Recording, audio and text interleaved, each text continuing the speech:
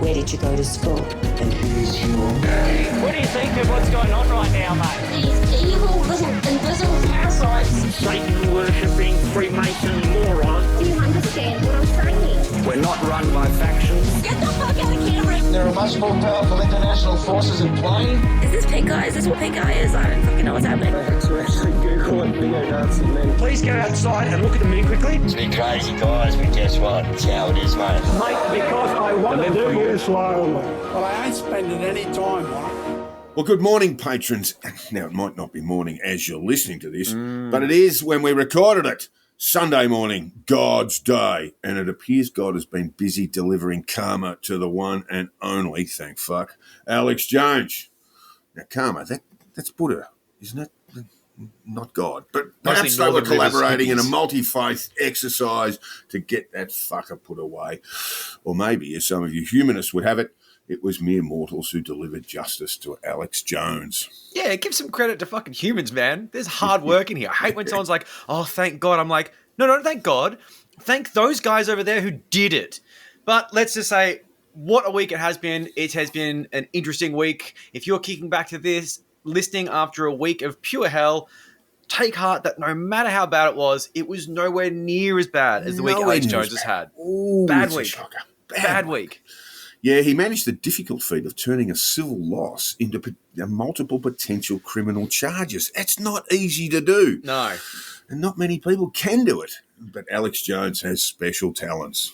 Yes, he is, as they say, in shit so thick you could stir it with a stick. He is fucked with a capital F. Oh, the whole thing. All Could caps for fucked. Guy. All caps for fucked. See you later. But as was pointed out to us, Alex was back doing what he does best, spreading disinfo and outright lies for outrageous amounts of money yesterday on InfoWars, including the lie that the case blacked out from live coverage of the trial for a period. So amid an overall whinge that he was dudded by the deep state. Oh, it's fucking tiring. I was listening to some Knowledge Fight earlier and it's just painful to listen to.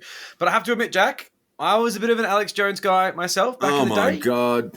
Once upon a time when I was young and pilled and reactionary and kind of stupid, I didn't mind a little bit of Infowars.com, but it was so different back then. We were on dial-up modems. You couldn't get this stuff injected into your veins. You had to rely on badly ripped DVDs if you could find them. I like to think that Alex Jones was less of an asshole back then, but the reality is so much more likely that I was just a bit of a fuckwit. No, he's been an asshole for a very, very long time. Very long time, yeah. But, look, it was a long time ago. But this episode isn't all about the bloviating conspiracy, Zeppelin. We'll get to Alex Jones in a moment. But in tribute to the big man, we have devoted this Overflow program to Americans doing American stuff and often very badly. Yes, there was a round of primaries last week in the good old US of A, the country of never-ending fucking elections. When do you not have an election? Oh, there's an attorney general. Oh, we're electing the butcher to the corner store. And we're going to have a look at those in a second. But unlike most news from the USA, especially electorally, this segment is unusually satisfying, especially in the referendum in deep red Kansas, which has shown a strong electoral kickback to the conservative judicial activists on the SCOTUS when they overturned Roe v. Wade. Yeah, so let's get it underway, Joel. The Cook account in the primaries is a mixed lot, but let's start with Ron Watkins, who ran in the Republican primary for Arizona's 2nd District. Yeah, look, the votes have been wrapped up now as we record this, but of the 5 candidates, Ron finished last with just 3% of the vote. A couple of thousand votes, Joel. Yes, he did not do well at all. It was a delusional move on his part, but, he's a delusional guy. He's a fucking idiot. Yeah. I mean, look, we've fingered him as the instigator of QAnon. Well, certainly the one who propelled it along the line. He's sort of created that, but he stuck his head up, said, maybe because of all the fame and infamy too that's arisen from my role in QAnon, I might just stand a chance of joining the Congress. Well, I mean, the thing is, he was actually quite big under his Code Monkey Z name on Telegram and various other sort of, shitholes. And people they thought he was really smart. And this is the amazing thing that Ron does. He lies through his filthy, dumb teeth. And his followers just happen to be idiots. So it kind of like it's a marriage made in heaven. But in reality, that relevance has died deeply since he was at the sort of peak of this sort of QAnon thing. And while QAnon was like a team effort, he's definitely deeply involved in it. And the idea that he had the keys to the castle, I mean, Q came back not that long before this primary campaign. Coincidence? I think not. He's almost had an Alex Jones of a week, Joel.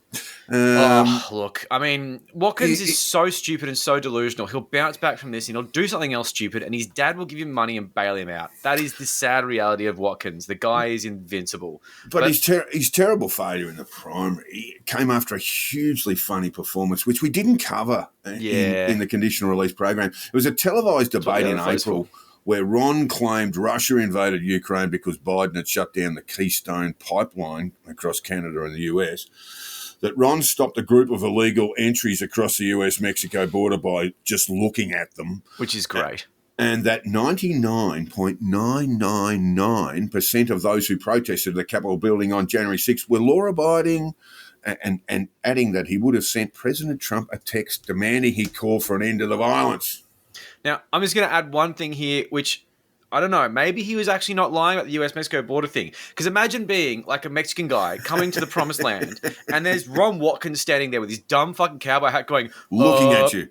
You guys maybe shouldn't be here. And you're just like, he didn't say anything to them, apparently, just stared at them. But even so, like, you just... And you're under, like, under his withering gaze, they decided, oh, look, we better just pop back over to Mexico. But you go to the States and you see him and you're like, if this is what America's all about, this filthy, weird weeb, I think I might just go home. This isn't a good idea. I think I've made a terrible, terrible mistake. If this is the best they have to offer. Yeah. Look, Mexico's looking good. Guatemala's looking good. This doesn't look like Malcolm in the Middle. This guy's weird. I'm getting out of here. Fuck this. Yeah, but Watkins had his ass handed to him in the debate by what is the eventual winner, Walt Blackman. He will be the Republican-nominated candidate for traditional Arizona's Republican 2nd candidate. district. When Ron claimed Russia had invaded because Biden had closed down the Keystone pipeline, and Biden had actually made an executive order stopping the pipeline going into stage 4. It's a long story. Barack Obama knocked it over, and then Trump reinstated it, and then Biden knocked it over again. It's just the stage 4 of the pipeline, basically, which transports oil, gas from Canada to America. It's not even involving Alaska. Yeah, it's tar sands shit. Anyway, But when Ron made that claim that, this is why Russia had invaded Ukraine, Blackman, the successful candidate in the primary, berated him by saying, "You're trying to work on the world stage and you don't even know why the war started in Ukraine. The reason Russia went into Ukraine was to expand its territory back to the end of World War II, and Ukraine wanted to be part of NATO."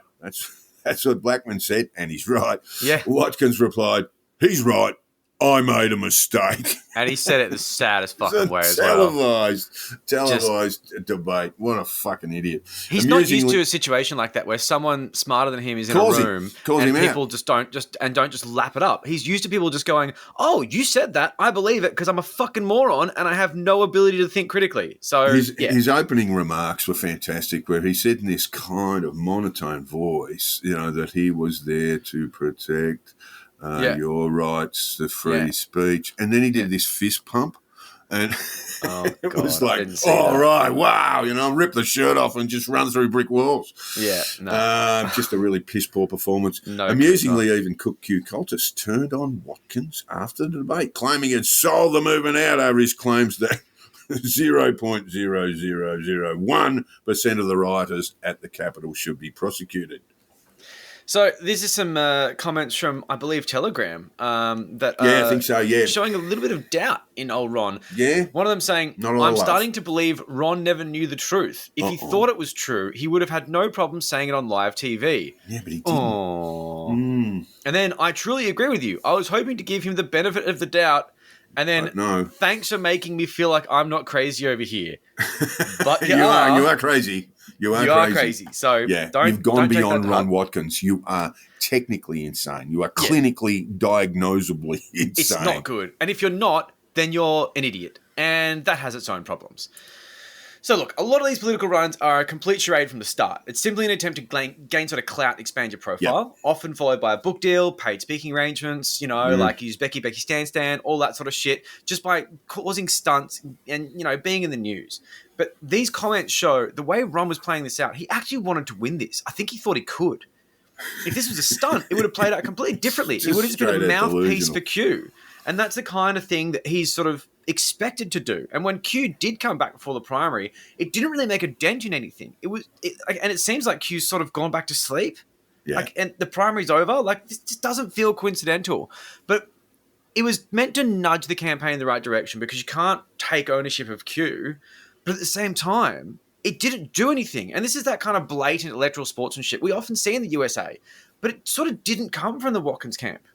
So it feels like he was trying to be a statesman. Like he actually wanted to win. Not only that, but like... He's just an abject failure as a politician. He's just a fuck up. Like he moved from Japan to Arizona to run this primary. So he's made a big move. This isn't just one of those things where it's like, oh, you know, I'll just run for the local seat and turn up to a few pop my name RSLs. on a ballot and, you know, I'll stay in Japan. Watch it from there. Yeah, exactly. He loaned his campaign $95,000. I have no idea where that money came from. This guy's a fucking loser. Probably some sort of really weird scammy shit. But considering this is separate to a donation from his dad of $2,354, which is a weird number and probably something to do with fucking Hitler or QAnon or something. Yeah, but it is weird. That's the message.